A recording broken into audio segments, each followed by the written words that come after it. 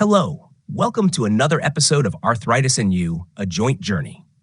Today, we've got something special lined up, so buckle up because it's time for the deep dive.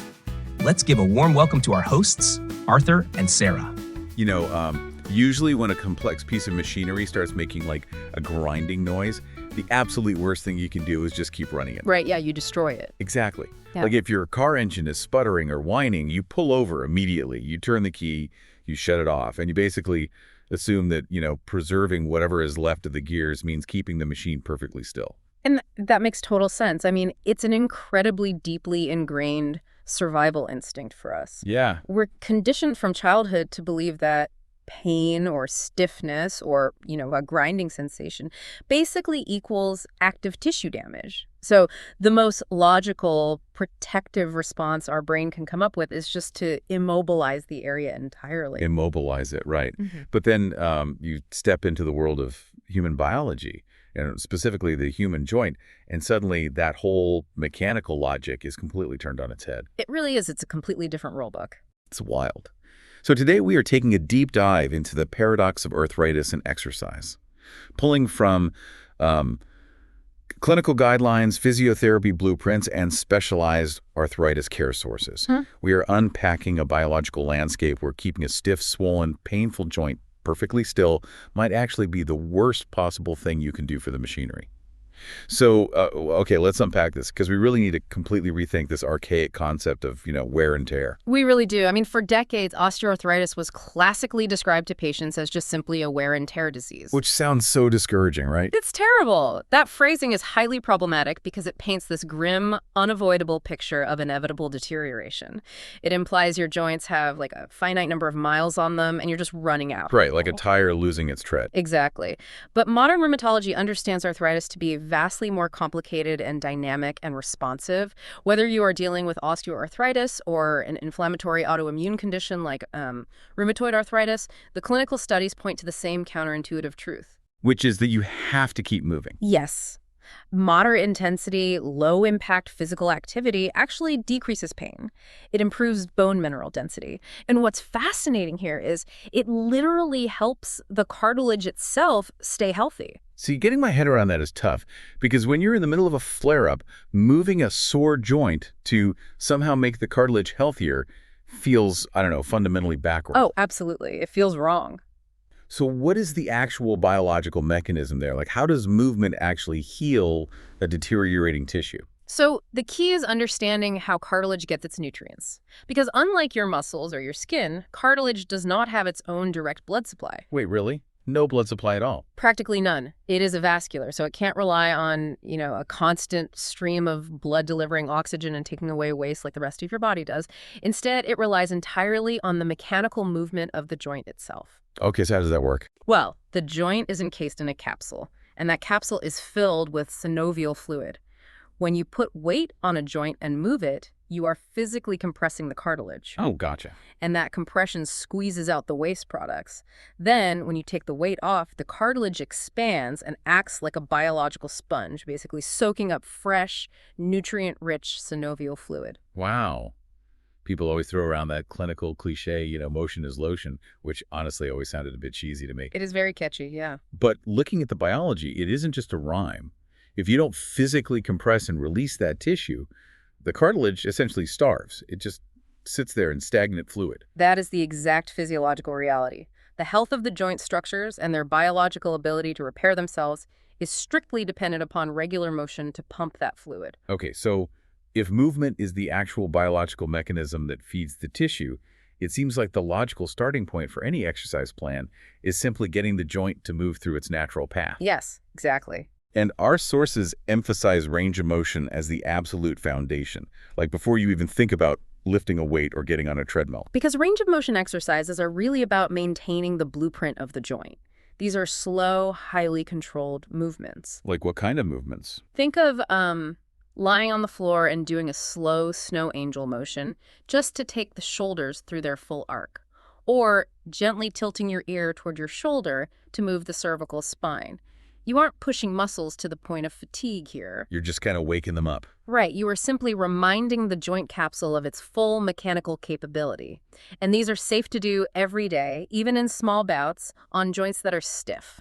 Now, there is a massive, crucial disclaimer in our sources here, though, specifically regarding ankylosing spondylitis. It's very important. If I'm understanding the clinical texts right, this is essentially a condition where the body's immune system mistakenly attacks the joints in the spine, causing them to inflame and, over time, literally calcify and bridge together. That's right. The inflammation in ankylosing spondylitis can lead to spinal fusion. The bones of the spine essentially weld themselves together. Wow. So the golden rule from arthritis care teams for anyone with this condition or, any suspected spinal fusion is absolute caution. You never push past your available range of motion, and you never, ever try to force a fused joint to bend. Because you're trying to maintain the movement you currently have, not like kick down a door that the body has biologically locked. That distinction is paramount. You have to respect the available range. If you try to force mobility into a calcified joint, you risk severe structural damage. Okay, so range of motion gets the door open and feeds the cartilage. That naturally unlocks the next phase, which is flexibility, stretching the muscles and tendons around that joint. Exactly. Our sources recommend holding stretches for about 10 to 20 seconds, but they emphasize that the timing of when you stretch is critical. It's not just something you do right out of bed.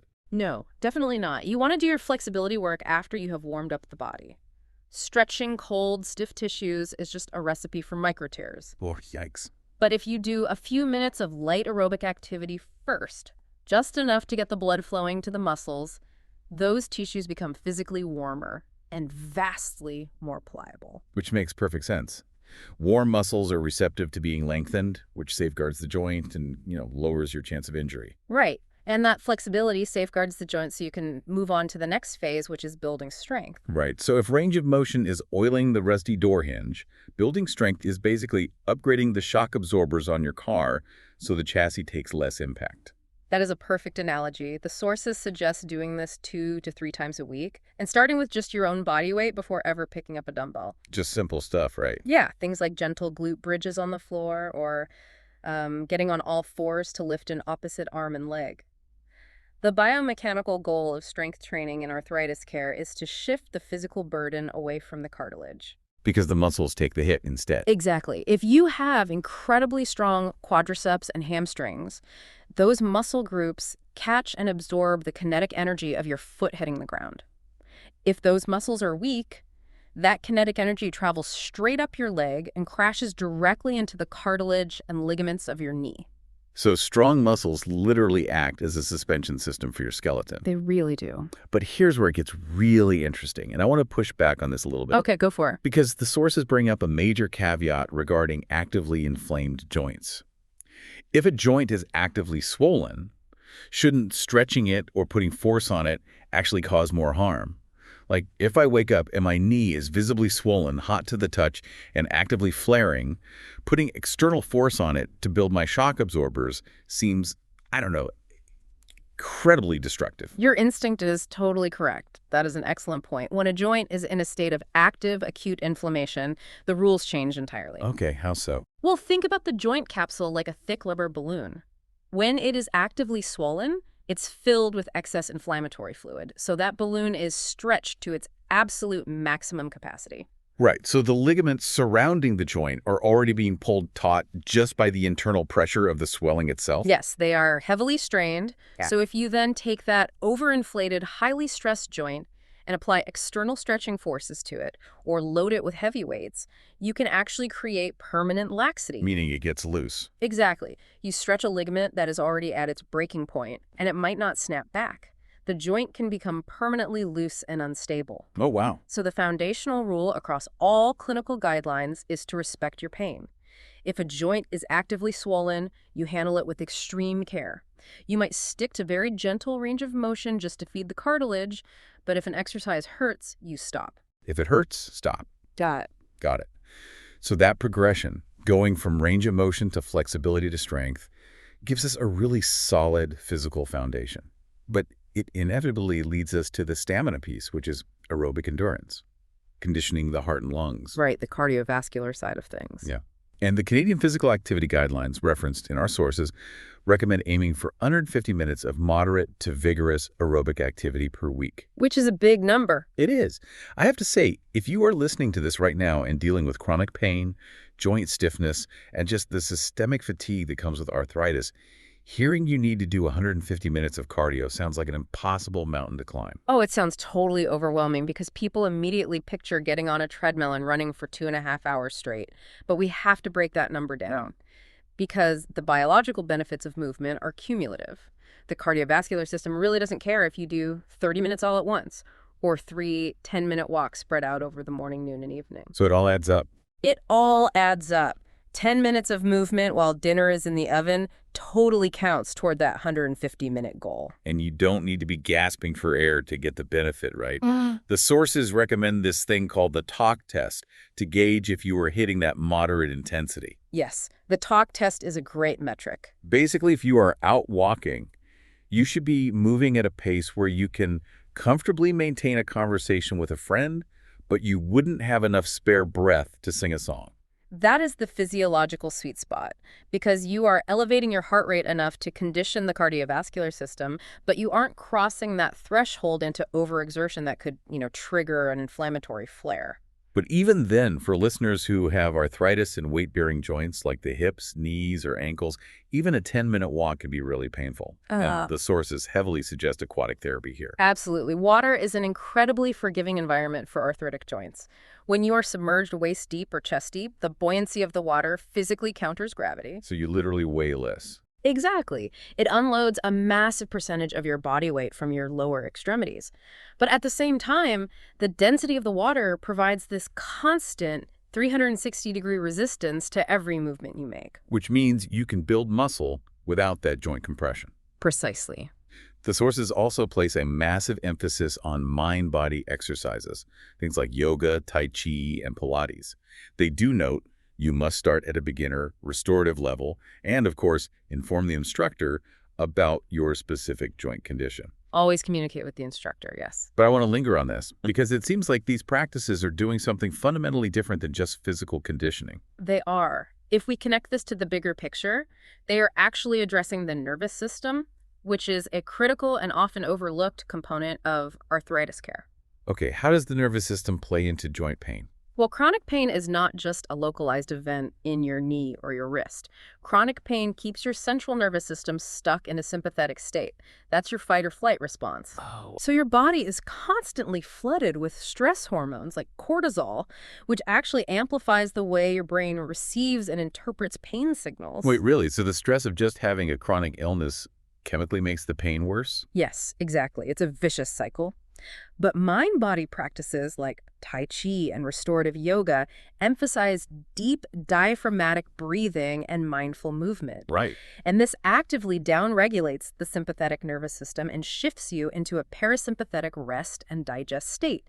You are physically changing the chemical environment of your body. Wow. And that can actively lower your perceived level of joint pain, reduce that overwhelming fatigue, and help stabilize the mood dips that always accompany chronic disease. You are literally treating the nervous system, not just the cartilage.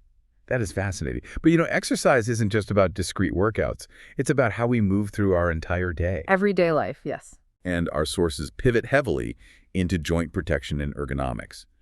Basically, modifying our physical approach so we don't prematurely burn out these joints. Oh, let's look at the biomechanics of some of these tools because this is cool. Nordic walking poles, for instance. Ah, yes. Excellent tool. The studies show they can reduce the compressive contact forces on your knees by as much as 27%. How does moving your arms redirect that much force? It is entirely about kinetic energy transfer. When you walk normally, your lower body absorbs 100% of the impact. But when you use Nordic poles and actively push down on them with each stride, you are recruiting the large muscles of your upper body. Like your back and arms. Yeah, your lats, your shoulders, your triceps. Those muscle groups suddenly bear a significant portion of your body weight, which physically redirects the downward pull of gravity away from the cartilage in your knees and hips. So what does this all mean? It's basically about biomechanical leverage. You're using tools to outsmart the resistance rather than letting your smallest joints take the brunt of the load. That's exactly it. And that translates to everyday life hacks, too. Like, opening a tight jar is notoriously brutal on arthritic hands. Oh, it's the worst. The sources suggest using sticky materials like Dicem to get a grip without needing to squeeze the jar so tightly. But they also mention a specific anatomical rule here that confused me. They say always turn your hands and fingers in the direction of your thumb. Yes. Wait, toward the thumb. Because my instinct is always to twist outward toward my pinky finger, because it feels like my arm has more natural leverage that way. Why is that dangerous? Your instinct is super common, but it is actually dangerous due to a potential deformity called ulnar drift. Let's look at the anatomy for a second. At the base of your fingers are the large knuckles, known as the MCP joints. In inflammatory conditions like rheumatoid arthritis, the ligaments supporting those specific knuckles can become inflamed and very loose. Right. Go back to that balloon analogy. Exactly. And because of the way our hand tendons are naturally routed, if those ligaments fail, the fingers have a biological tendency to slowly dislocate and drift outwards toward the pinky finger side of the hand, the ulnar side. Oh, so if I'm constantly twisting jars or torquing doorknobs outward toward my pinky, I am mechanically applying force in the exact direction of that deformity. I am basically helping my fingers dislocate. You are actively assisting the drift, yeah. By consciously training yourself to push your fingers toward the thumb side, you are countering that natural anatomical pull and preserving the structural integrity of those knuckles. That is such a tiny change that makes a huge difference. And if those small joints in the hand do start to show signs of instability, occupational therapists can provide specific tools like silver ring splints. Oh, silver ring splints are just a brilliant piece of biomechanical engineering. They often look like elegant double loop rings, like actual jewelry, but they are highly rigid supports. How do they work? They are designed to physically block the middle joints of the fingers from hyperextending or bending backward into what therapists call a swan neck deformity. But, crucially, they still allow you to close your hand into a fist to grasp objects. Another tool that really stood out in the sources was the contrast bath for stubborn swelling in the hands or ankles. Basically, you submerge the joint in a cold bath and then alternate to a hot bath. Yes, that utilizes the cardiovascular system to create a localized pumping action. Wait, really? Just by changing the temperature? Yeah. When you put a swollen hand in hot water, you cause vasodilation. The blood vessels expand, rushing fresh blood and oxygen into the area. But when you immediately move the hand to cold water, you cause vasoconstriction. The vessels rapidly shrink, actively squeezing the stagnant inflammatory fluid out of the tissues. Wow, so alternating back and forth physically pumps the swelling out of the joint. Exactly. You're using temperature as a mechanical pump. It's all about finding the right biomechanical leverage. But I want to talk about the psychological hurdle of starting this whole process, because when you have arthritis and you try a new exercise and you wake up the next day and your knee is just throbbing, the immediate terrifying thought is, I just destroyed whatever cartilage I had left. Of course. Like, I made my disease worse. We have to look closely at the 24-hour rule because that fear is very real. That fear is entirely valid, and it is honestly the biggest barrier to staying active. Look, when you start an exercise program, you will experience muscle soreness. That is completely normal. Right. But the 24-hour rule is your clinical metric for safety. You basically assess how you feel 24 hours after the exercise. If your joint or muscle pain is substantially worse a full day later, it is a red flag from your body. But the clinical guidelines show us that this doesn't mean you accelerated the disease, right? Right. Like, you haven't ruined anything permanently. Precisely. It usually just means you temporarily overloaded the soft tissues, the muscles and tendons around the joint. You haven't ground away your cartilage in one afternoon. Your body is just communicating that the mechanical load was too high. So what do? Do you stop? No, the intervention is not to quit. The intervention is to dial back the duration or lower the weight next time until you find the baseline your body can successfully recover from. It's all part of energy conservation. Yeah. You have to pace yourself. Do you really want to stop exercising or, stop doing household chores before your body physically forces you to stop? And that includes monitoring how you hold your own body weight, too. Because good posture evenly distributes gravity, so no single joint takes an asymmetrical, unfair amount of strain. The sources provide a great feedback tool for this called the wall test. Yes, the wall test is a great quick check. Basically, you stand with your back against a wall, get your heels reasonably close to the baseboard, and see if you can make contact with your pelvis, your shoulder blades, and the back of your head, all while keeping your eyes level. It is incredibly eye-opening because most of us sit at computers all day and our shoulders just round forward. Oh yeah, mine definitely do. Now, the rule remains. If you cannot touch the back of your head to the wall without straining your neck, do not force it. Never force a range of motion you don't have. But you can use the wall as a physical guide to gently encourage your spine into a more upright, evenly distributed position. Because ultimately, managing arthritis is a lifelong marathon. It is not an 8-week boot camp to a finish line. The strategy is to start low, go incredibly slow, and strike a daily balance between resting to calm active inflammation and moving to feed the cartilage and build your muscular suspension system. That's the perfect summary. And obviously, every person's anatomy is different, so consulting a physiotherapist or an occupational therapist is absolutely crucial to tailor these blueprints to your specific body. Completely agree. The therapies we have unpacked today are powerful, but they are always most effective when customized, which really leads to a broader perspective on all of the source material we've reviewed. What do you mean? Well, this raises an important question.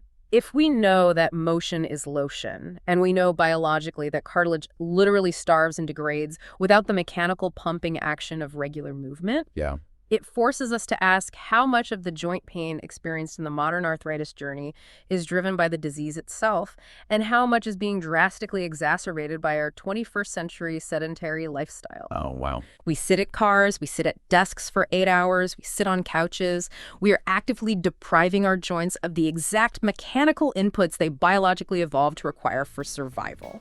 That is a profound paradigm shift to leave on. You are not a broken machine that needs to be parked in the garage to save the gears. You are a biological ecosystem that requires movement to heal. Thank you to everyone for joining us on this deep dive. Keep asking questions, keep problem solving your environment, and most importantly, keep moving. This has been another episode of Arthritis and You, A Joint Journey, brought to you by the Rheum team from albertarheumatology.com. Your trusted, evidence-based suite of resources available 24/7. Straight from Alberta, but for folks around the world. Our hosts today, Arthritis and Sarah Upis, technical producer, John Iphone, and our executive producer, Stephen Cates. While we work hard to maintain the accuracy of our information, we accept no legal responsibility for any errors or omissions. Remember, always check with your own physician first. Join us next time for another Deep Dive.